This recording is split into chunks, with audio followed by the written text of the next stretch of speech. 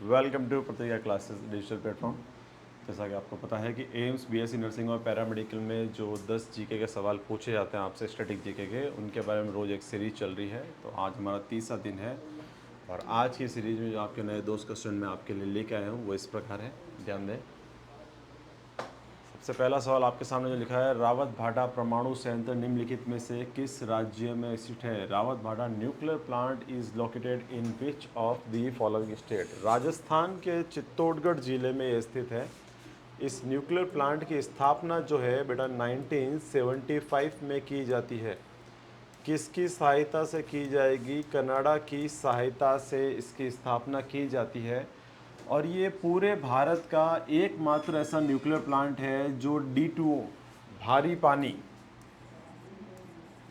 D2O पर based है या भारी पानी पर आधारित है। क्लियर बात है तक की? सेकंड सवाल कहता है, सूची 1 और 2 को सुमिलित करते हुए नीचे दिए गए कूट के अनुसार सही उत्तर का चयन करें। Match list first and list first with list second and select the correct answer according to the code given below. सबसे पहले पूछा गया है चंपारण सत्याग्रह। देखिए, चंपारण सत्याग्रह की शुरुआत जो है ये किसान आंदोलन था और इसकी शुरुआत गांधी जी द्वारा की गई थी 1917 में। सेकंड नंबर है रॉलेट सत्याग्रह। रॉलेट सत्याग्रह के अंदर देखा जाए तो एक लेजिस्लेटिव परिषद द्वारा एक नियम निकाला गया था, किसी को भी अंदर डाला, जेल में डाला जा सकता था, जिसके अगेंस्ट में गांधी जी ने शुरू किया था 1919 के अंदर। खेड़ा सत्याग्रह की स्थापना शुरुआत जो है 1918 में की जाती है आपके, और ये लेबर कमीशन जो कह सकते हो, अहमदाबाद के मजदूर मिलों की सहायता के लिए गांधी जी ने शुरू किया था। लास्ट में है बारदोली सत्याग्रह। इसकी शुरुआत सरदार वल्लभ भाई पटेल द्वारा की गई थी 1928 में। ये भी एक किसान आंदोलन था। तो मैच किया जाए, चंपारण सत्याग्रह जो 1917 में होता है, रॉलेट आपके 1919 में होगा, खेड़ा सत्याग्रह 1918 में होगा और बारदोली सत्याग्रह आपको 1928 में होगा। सही आंसर क्या किया जाए? ए का सेकेंड, बी का थर्ड, सी का फोर्थ और डी फर्स्ट। ये सही आंसर है। Second answer is the right answer. अगले सवाल की बढ़ते हैं। पारंपरिक लोक संगीतकार मांगणियार तथा लंगा निम्नलिखित में से भारत के किस राज्य से संबंधित है? Traditional folk musician Manganiyar and Langa belongs to which of the following states of India? Rajasthan के, पश्चिमी राजस्थान के जैसलमेर और बाड़मेर के स्थानीय कलाकार होते हैं ये, जिन्हें लंगा कहा जाता है, आपके लोक कलाकार हैं। राजहंस पर्व किस भारतीय राज्य में मनाया जाता है? Rajhans festival is celebrated in which Indian state? Andhra Pradesh के अंदर एक झील है पुलिकट झील। पुलिकट झील के पास में ही इस फेस्टिवल को मनाया जाता है। पक्षी पर्यटन को बढ़ावा देने के लिए राजहंस पर्व आंध्र प्रदेश में मनाया जाता है।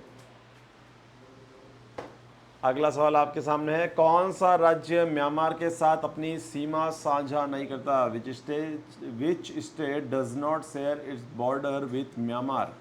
देखिए, सिक्किम जो है ये नेपाल, भूटान और चीन, 3 देशों से अपनी सीमा साझा करता है, लेकिन आपके म्यांमार के साथ ये नहीं लगता है। क्लियर बात थी? ये किस किस के साथ आएगा आपके? तो फर्स्ट आएगा आपके नेपाल, फिर आएगा बेटा भूटान और चीन। इन 3 के साथ जो है ये अपनी सीमा साझा करता है। अगला सवाल है, किस वेद में सबसे प्राचीन युग की संस्कृति के बारे में जानकारी दी गई है? In which Veda information about the culture of the oldest Vedic era is given? Rigveda. Rigveda 4 वेदों में सबसे प्राचीनतम वेद है। 4 वेद है आपके सामने जो लिखे हुए हैं, इनमें सबसे प्राचीनतम वेद कौन सा है? ऋग्वेद, ऋग्वेदा।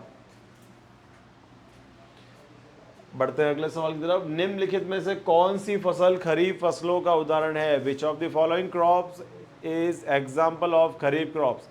देखिए, इसके अंदर देखा जाए आपके कपास जो है, कपास ध्यान रखें, इसे 6 से 8 महीने लग सकते हैं। 6 to 8 मंथ की इसकी ड्यूरेशन होती है आपके, और ये हमेशा काली मिट्टी के अंदर ही होगा।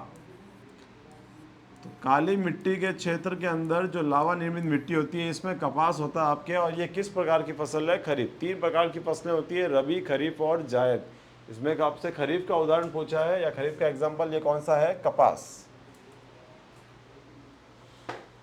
अगला सवाल है, भारत में स्वर्ण सिक्कों को बड़े पैमाने पर जारी करने वाला पहला राजा कौन था? Who was the first king to issue gold coins on the large scale in India? Kushan.